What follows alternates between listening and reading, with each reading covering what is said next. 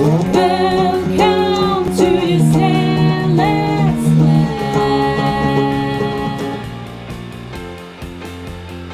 Yan, yan.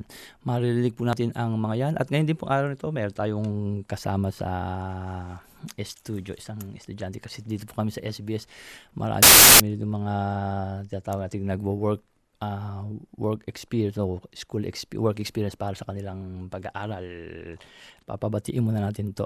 Isang batang-bata. Year 12 student ka na. Magandang umaga sa iyo, Giselle. Si Giselle, no? Opo. Yan, yan. Magandang umaga po sa inyo at kamusta? Ako po si Gisela from Southern Cross Catholic Vocational College and I'm on work placement here in SBS Radio Filipino. Paano saan yung eskwelahan mo? Saan yung... Sa Burwood po. Burwood. So, year 12 doon. Year Malaking 12. eskwelahan ba yan? Malaki po.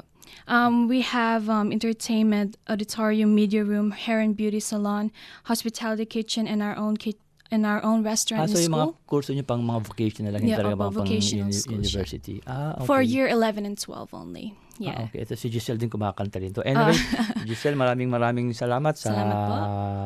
pagpunta dito sa ating studio. At bago tayo... Hello everyone, and thank you for watching my video and of my interview for SBS Radio Filipino. It's a great experience, and stay tuned for more of this experiences and journey that I'm going to go through to achieve my future dream career. And remember, it's never too old and never too young to live a healthy lifestyle.